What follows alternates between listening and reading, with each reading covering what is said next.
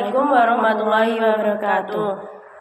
Perkenalkan, nama saya Mahira Muzakiah.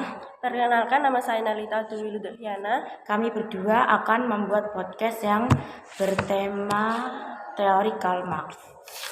Oke, boleh langsung aja. Pertama, seperti dalam sosiologi, ada beberapa macam teori terdiri dari teori Emil Durkheim, Karl Marx, dan juga masih banyak lagi. Yang pertama, kita akan membahas teori tentang Karl Marx. Kira-kira teori Karl Marx itu lebih membahas tentang apa ya? Dan lebih ditujukan ke siapa kira-kira? Karl Marx lebih membahas tentang serangkaian definisi, konsep, dan juga berekspektif tentang sebuah hal yang tersusun secara rapi, ditunjukkan kepada khalayak ramai atau masyarakat. Berarti lebih untuk ditujukan ke masyarakat. Ya. Supaya masyarakat itu lebih memahami gitu ya? Iya, lebih memahami. Oke. Nah, yang kedua juga ada pertanyaan. Nah, Karl Marx kan juga memberikan sumbangan bagi sosiologi nih. Ya. Terletak pada teori apa sih kira-kira? Aku belum tahu. Tentang teori kelas. Teori kelas. Ya. Kelasnya itu kan dibagi menjadi berapa coba?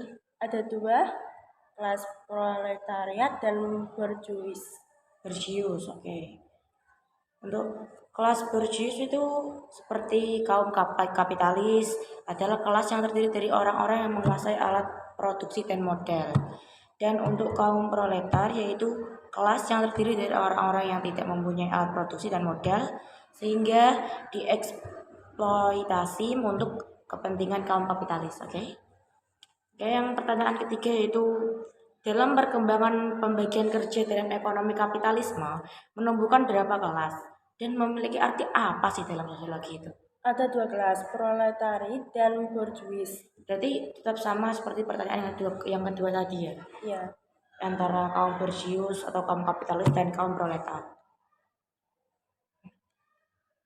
Terus untuk yang nomor 4 itu apa pendapat Karl Marx tentang politik? Karena memiliki kontribusi yang besar dalam menyusun teori besar, yang salah satunya adalah sistem politik, dan Karl Marx membedakan politik menjadi tiga, yaitu umum, khusus, mitologi. Berarti pendapat Karl Marx itu lebih untuk ke sistem politik dan membedakan teori politik menjadi tiga, yaitu antara umum, khusus, dan metodologi. Oke, lanjut pertanyaan yang kelima. Untuk mendapatkan pengakuan sosial dan politik, terlebih dahulu harus dimulai dengan apa ya? Apakah kamu sudah ya searching atau tahu? Belum? Jawab aja nggak? Belum. Oke, saya akan membantu menjelaskan bahwa untuk mendapatkan pengakuan sosial ini terlebih dahulu harus dimulai dengan pengakuan sosial terlebih dahulu harus dimulai dengan ekonomi yang mencukupi. Jadi kalau ingin pengakuan sosial dan politik itu kita harus memulai ekonomi yang cukup. Sepertinya itu kita kayak ya ekonominya itu harus cukup aja. Jadi kita nggak boleh kurang ke ekonomi aja gitu. Ya. Lalu masih ada beberapa pertanyaan. Nah, ini yang keenam. Keenam tuh betul? Iya. Masyarakat proletar itu masyarakat seperti apa sih? Aku belum pernah dengar. Orang-orang yang tidak mempunyai alat produksi dan modal. Oke, berarti itu masyarakat proletar itu sama saja dengan kaum proletar. Iya. Dan untuk pertanyaan 67 itu paham kan di dalam teori Karl Marx kan ada yang disebut dengan namanya paham Marxisme. Nah, sedangkan paham Marxisme itu adalah paham yang seperti apa? Coba dijelaskan. Marxisme adalah sebuah paham yang berdasarkan pada pandangan-pandangan Karl Marx. Berarti paham Marxisme itu paham yang ditemukan oleh Karl Marx itu ya? Iya. Oke, paham Karl Marx. Untuk teori Karl Marx ini memang cukup lumayan luas juga sih, soalnya kita cuma ngerangkumnya cuma sedikit juga. Iya, cuma sedikit. Nah, aku akan mengulas kembali. Jadi Karl Marx itu siapa sih Karl Marx itu? Coba ini. Karl Marx lebih dikenal sebagai tokoh sejarah ekonomi daripada perintis. sosiologi, ahli filsafat, dan aktivitas ini mengembangkan teori mengenal sosialisme yang kemudian dikenal nama Marxisme. Marxisme. Meskipun demikian, Marx merupakan seorang tokoh teori sosiologi yang patut diperhitungkan. Oke, berarti Karl Marx itu dia emang tokoh sejarah ekonomi daripada perintis sosiologi, ahli filsafat dan aktivis yang mengembangkan teknologi, yang mengembangkan teori mengenai sosialisme. Oke. Nah, dan seperti yang pertanyaan yang tadi kan, sumbangan Karl Marx pada sosiologi kan terletak pada teori mengenai kelas. Nah, kelas itu dibagi kelas Marx berpandangan masyarakat manusia merupakan sejarah perjuangan kelas. Menurut Marx, perkembangan pembagian kerja dalam ekonomi kapitalisme itu menemukan dua kelas, yaitu yang satu tadi apa? Kaum apa? Kaum berjius dan kaum proletar. Itu dua kelas yang disumbangkan Karl Marx dalam ilmu sosiologi. Nah, oke, untuk melanjutkan lagi di sini kaum borjuis itu dinamakan kaum kapitalis atau yang terdiri dari orang-orang yang menguasai alat produksi dan modal. Nah, sedangkan kaum proletar adalah kebalikannya. Jadi, kalau kaum borjuis adalah kaum yang terdiri dari orang-orang yang menguasai alat produksi dan modal. Nah, dan sebaliknya kaum proletar adalah orang-orang yang tidak mempunyai alat produksi atau modal. Jadi, balikan proletar yang tidak mempunyai alat produksi dan modal, kaum borjuis itu memiliki produksi dan modal. Oke.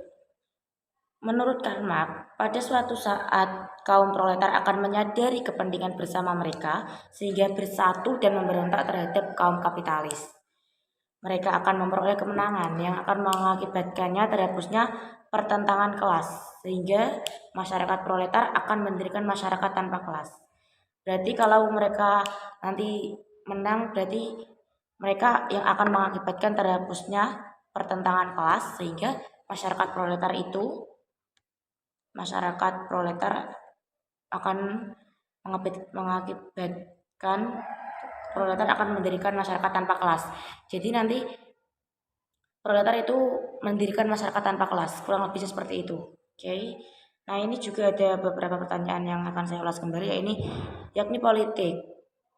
Karl Marx berpendapat tentang politik, yaitu berpendapatnya itu politik, ekonomi, pendidikan, dan budaya. Alirannya bahwa politik memengaruhi pendidikan dan pendidikan memengaruhi budaya. Jadi politik itu memengaruhi budaya dan balikannya nanti budaya juga memengaruhi pendidikan. Ya, kurang lebihnya seperti itu. Dan Karno juga berpendapat bahwa politik merupakan titik atas.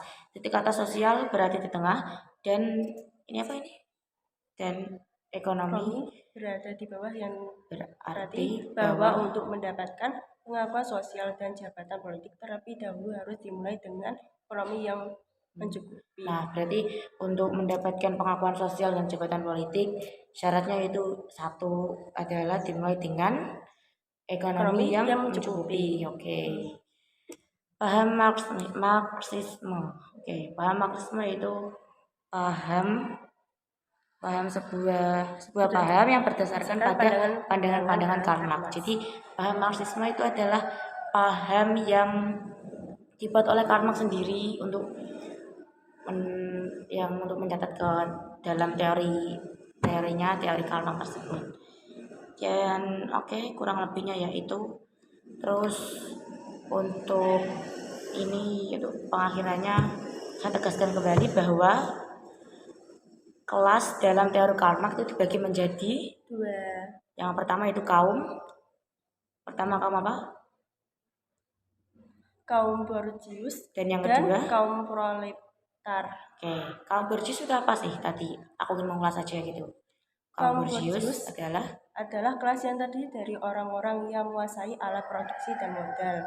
Sedangkan kaum proletar? Kaum proletar adalah kelas yang terdiri dari orang-orang yang tidak mempunyai alat produksi dan modal, sehingga dieksploitasi untuk kepentingan kaum kapitalis. kaum proletar akan menyadari kepentingan. Oke, berarti lebih jelasnya teori Karl Marx itu dia membagi menjadi dua kelas. Dua kelas yaitu kaum borjuis dan kaum kapitalis. Dan teori Karl Marx itu lebih berpendapat tentang politik. Ya. Merupakan titik atas, sosial berada di tengah, dan ekonomi yang berada di bawah. Ya, kurang lebihnya seperti itu untuk podcast kali ini ya. Mohon maaf bila ada salah kata atau pertanyaan-pertanyaan yang kurang berkenan di hati. Pertanyaan yang kurang masuk lah. Soalnya kita juga masih belajar. Mohon maaf. Sekian podcast dari kami. Wassalamualaikum warahmatullahi wabarakatuh.